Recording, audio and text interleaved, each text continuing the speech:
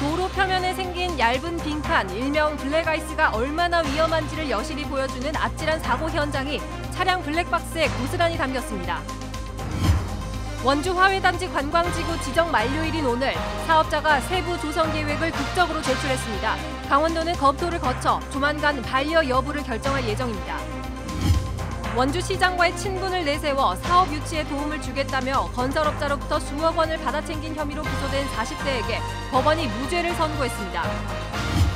원주 DB가 부상 악재 속에서도 연승 행진을 이어가며 리그 상위권을 지키고 있습니다. 신인 선수들의 활약까지 더해지면서 우승에 대한 기대감이 커지고 있습니다.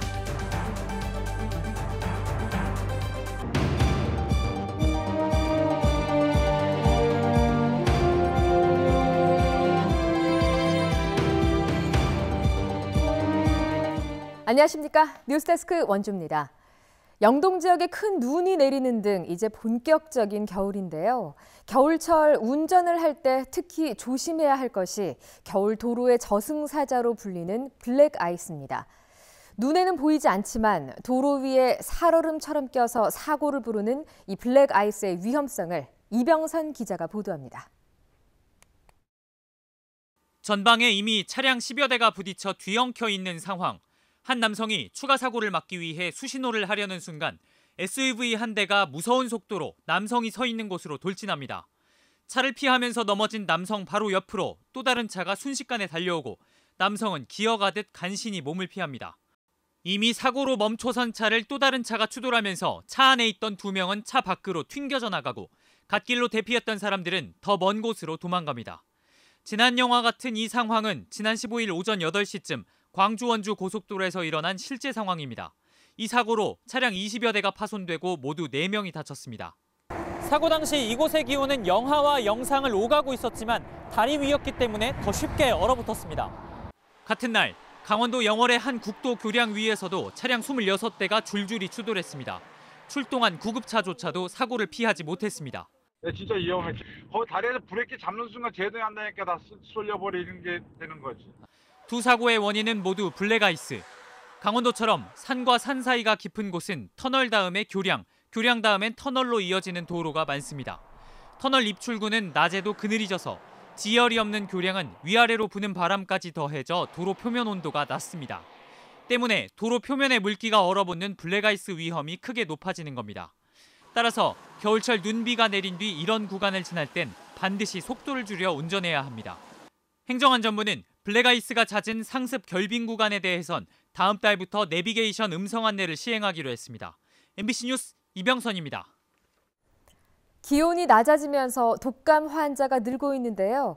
해마다 12월에는 독감 환자가 느는 만큼 아직 독감 예방접종을 안 받으신 분들은 서두르셔야겠습니다. 김상훈 기자가 보도합니다. 질병관리본부는 2주 전인 지난 15일 독감 유행주의보를 발령했습니다. 날이 추워지면서 소아병원에는 고열과 기침 증상을 호소하는 어린이 환자가 줄을 잇고 있습니다. 독감 확진 환자도 초등생 사이에서 늘고 있습니다.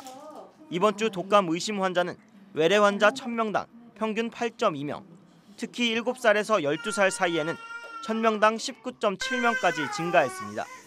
소아를 중심으로 많이 번져가고 있는 상태입니다. 하지만 보통은 12월 초중반 그때 갑자기 플레이어 환자들이 늘어나기 때문에 독감을 예방하기 위해서는 무엇보다 예방접종이 가장 확실한 방법입니다.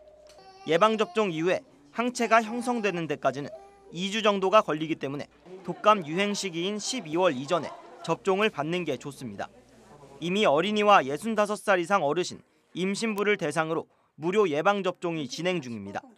하지만 어린이와 노인의 예방접종률이 70%를 웃도는 데 비해 올해 첫 무료 대상이 된 임신부는 30%에도 못 미쳐 접종률이 낮은 상황입니다. 임산부들은 아직까지 약간의 선입견이 있어서 독감 예방주사를 안 맞으신 분들이 덜어 있는데 오히려 임산부일수록 독감에 걸리면 더 치명적일 수 있기 때문에 또 무료 대상에서 제외된 청소년들도 접종률이 매우 낮아 단체 생활에서 독감에 쉽게 노출될 수 있어 의료진들은 손 씻기 등 생활 속 위생관리와 예방접종을 권고하고 있습니다. MBC 뉴스 김상훈입니다. 원주 화훼단지 관광지구 지정 만료일인 오늘 사업자가 세부 조성 계획서를 제출했습니다.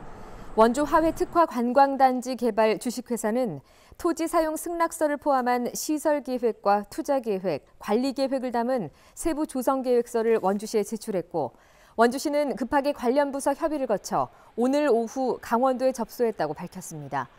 강원도는 접수된 계획서를 검토해 반려 여부를 다음 주 중에 결정할 예정입니다. 반려될 경우에는 관광지구 지정이 해제돼 화훼단지 개발 사업은 사실상 백지화됩니다. 원주 DB가 윤호영과 허웅 등 주전들의 줄부상에도 불구하고 3연승을 달리며 리그 2위를 유지하고 있습니다.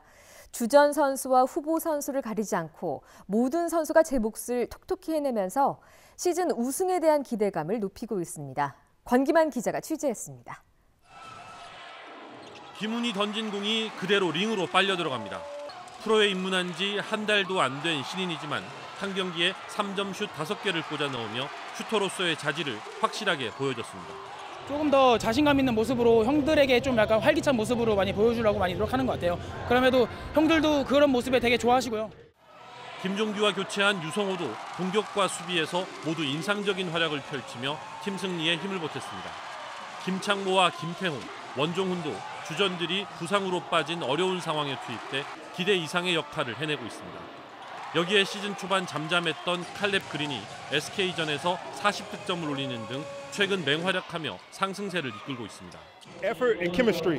We all play together. We all play hard, hustle, and we like to play with each other. 원주 DB는 이번 시즌 FA에서 김종규를 영입하면서 팀이 사용할 수 있는 연봉 총액의 절반 이상을 사용했습니다. 때문에 주전들이 빠지면 대체할 선수들의 전력이 부족할 거라는 걱정이 많았지만 선수들이 스스로 쓸데없는 걱정이었음을 증명해내고 있습니다. 나가는 식스맨 선수들마다 작심목을 충분히 잘 해줘가지고 저희들이 그래도 지금까지 성적을 유지하는 것 같습니다. DB는 현재 한 경기 반 차이로 선두 SK를 추격하고 있습니다. 프로농구 휴식기가 끝나는 다음 달 초순부터는 부상 선수들도 하나둘 복귀하면서 본격적인 선두 탈환에 나섭니다. MBC 뉴스 권기만입니다.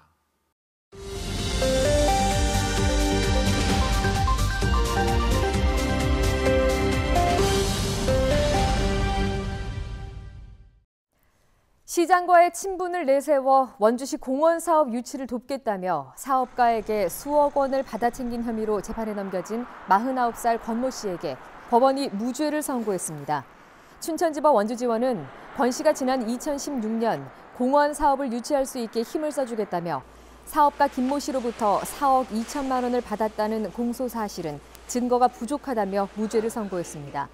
법원은 권 씨가 돈을 받은 것은 인정되지만 공원 사업 수주를 약속하지 않았고 오히려 사업가 김 씨가 투자자들을 달래기 위해서 권 씨와의 친분을 내세운 것으로 보인다고 판시했습니다. 오늘 오후 2시 20분쯤 영월군 주천면 주천리의 비닐하우스에서 불이 나 20분 만에 꺼졌습니다. 다행히 인명피해는 없었지만 이 화재로 비닐하우스 230제곱미터가량이 불에 탔고 건조된 약초와 가공기계 등이 불에 타 7천만 원 상당의 재산 피해가 났습니다. 소방당국은 화재 당시 건조기가 가동되고 있었다며 정확한 화재의 원인을 조사하고 있습니다. K푸드를 대표하는 회사 중의 하나인 길림양행이 원주 기업도시에 공장을 신설합니다. 강원도와 원주시, 길림양행은 오늘 투자 협약을 체결하고 원주 기업도시 2만 5천여 제곱미터 부지에 216억 원을 들여 공장을 신축하고 2020년 말에 완공되면 104명의 직원을 신규로 고용한다고 밝혔습니다. 길림양행은 아몬드와 땅콩 같은 견과류를 주력 제품으로 세계 16개 나라에 수출하고 있으며 지난해 매출 1,400억 원을 기록하며 급성장해 생산량 증대를 위한 공장 신설을 결정했습니다. 한편 이번 투자 유치로 기업도시 내 산업용지 분양률이 80%까지 올라갈 것으로 예상됩니다. 최저임금이 급격하게 오른 현 정부 들어 최저임금을 지키지 않은 위반 사례가 급증하고 있습니다. 고용노동부 원주지청은 최저임금 인상률이 10% 미만이었던 지난 2016년과 2017년에는 최저임금 위반 신고 건수가 10여 건에 머물렀지만 인상률이 15% 안팎이었던 올해와 지난해에는 30여 건으로 위반 사례가 크게 늘었다고 밝혔습니다. 해마다 최저임금 위반 건수 10건 가운데 8건 이상은 10명 미만의 소규모 사업장에서 발생하고 있습니다. 원주 기업도시의 초등학교가 추가로 개교하기 전까지는 기업도시에 거주하는 초등학생의 통학구역이 원주 전역으로 확대됩니다. 원주교육지원청이 발표한 2020학년도 초등학교 통학구역 변경안에 따르면 기업도시 삼강초 정원을 초과하는 학생은 인근 학교로 분산 배치돼 통학버스가 지원되고 내년 1년간은 해당 학교장의 허가를 받으면 어느 학교로든 통학이 허용됩니다. 또 횡성 서원초로도 전입학이 가능하고 원한다면 졸업까지 가능합니다.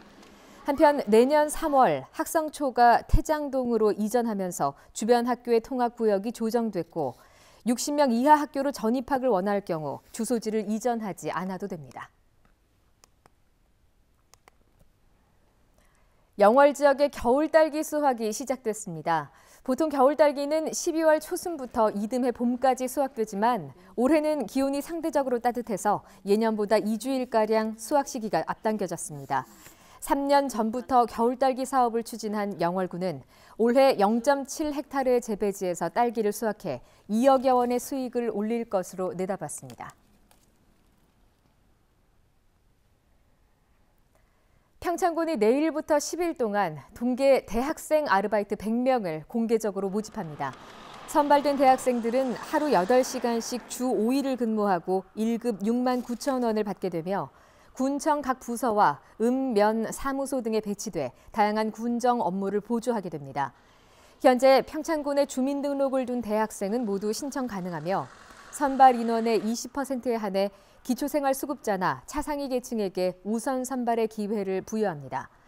최종 선발 결과는 12월 12일 오후 6시 군청 홈페이지를 통해서 발표됩니다. 원주시가 다음 달 2일부터 대형 생활 폐기물 배출 방식을 전면적으로 개편합니다. 원주시는 가구류 같은 대형 생활 폐기물을 처리하려면 기존의 콜센터를 통한 전화 접수만 받았지만 다음 달부터는 인터넷 접수 시스템을 추가로 도입해서 운영한다고 밝혔습니다. 24시간 신청이 가능해져 통화 지연에 따른 민원 해소와 시민들의 편의가 크게 향상될 전망입니다. 더불어 현금 납부 외에도 계좌 이체와 가상계좌, 신용카드 등 수수료 결제 방식도 다양해집니다. 영월군이 중소기업에 미세먼지 방지 시설 설치비를 지원합니다. 뉴스데스크 원주를 마칩니다. 고맙습니다.